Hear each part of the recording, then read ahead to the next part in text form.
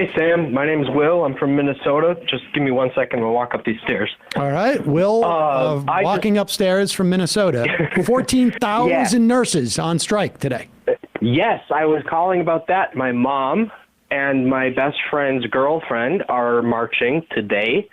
It's a 72-hour strike, or 3 days. And I was going to just ask for a shout out because, every hospital in Minnesota right now. Yep. So I can assume that listeners, can sort of piece together what they're protesting, but it's the traveling nurses that are an issue. They're getting paid $200 to $300 an hour, and my mom, for example, pulls in $250 a day. Wow. Working a 10-hour shift. So they're protesting that for a better contract that limits the pay of traveling nurses and increases their pay. So I think it's one of the biggest strikes in Minnesota history. I think it could be the biggest strike, certainly in Minnesota's history for private nurses, without a doubt. And this dynamic, we talked about pretty extensively, like the Worcester nurse strike at St. Vincent's. This dynamic where you have, this has been going on for a while.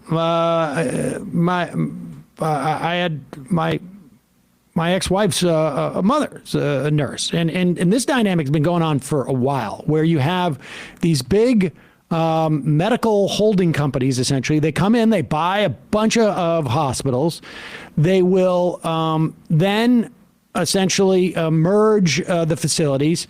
They will cut so-called the fat, then the redundancy at that point, and they basically say first off, then what happens is fewer number of hospitals for them to work at. So the hospitals have a bit of a monopsony, which is essentially saying that like they have a labor monopsony, which basically says like, you don't really have too many options anymore because we own all the hospitals. Essentially, right. This one or two entities own whatever it is, all the hospitals in this region. So you don't have too many options, and we're going to extend your hours. We're not going to hire, as nurses retire or we fire them, we're not going to replace them. So you're going to do more work for essentially the same money. And going through COVID, I think a lot of nurses finally realized F this. You had the spawn of traveling nurses, which are now, they're scabs. And look, I get it. You got to feed your family, whatever. But my mom was actually, she was on the phone with me the other day, last Thursday, and she was telling me she has seniority. So she was actually at the Zoom meeting, with some of the union leaders, and the two people who own her, I don't know if I should say the name, Essentia Health or whatever, they were calling in from, Florida. So they don't actually live in Minnesota. Yep. So the people that are deciding that's common, the owner class. But I think it was a wake-up call for her. She's a pretty politically averse person, but seeing two executives calling in from Florida, from their mansions, to say, look, we're not gonna sign this new contract that you wrote up. Things are going to stay the way they are. Your wages are going to stay stagnant, and traveling nurses can get paid as much as, they can just rake in the cash. And I don't know the ins and outs of it. All I know is I'm bringing water and juice for the strikers. But I just wanted to, give a shout out to all those nurses out there. What'd you say, 14,000? Yep, that's the number I've read. Anyways. All right. Well, here's a shofar for anybody who's on the picket line right now. Any of those nurses out on strike. It's a 3-day strike. Good for you. My Catholic mom will appreciate the shofar. Thank you, Sam. There you go. Thanks for the call.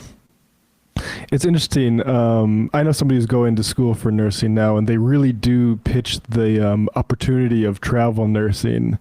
And they don't, obviously without any emphasis of, this is being used to attack nurses' unions across the country.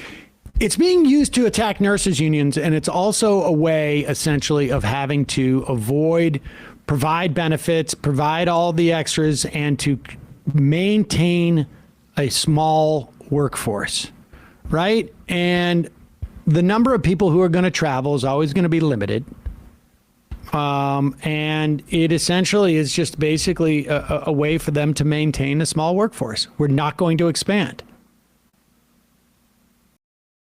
That's been the story, you know, throughout COVID. I mean, that's what, like, airlines did this, refineries did this. We're just not going to, whatever it is, it's like the demand is back up, but we've cut and we're going to maintain our output so that we increase our profits. Or I should say we're going to maintain our input and we increase our profits. That's basically what's happening.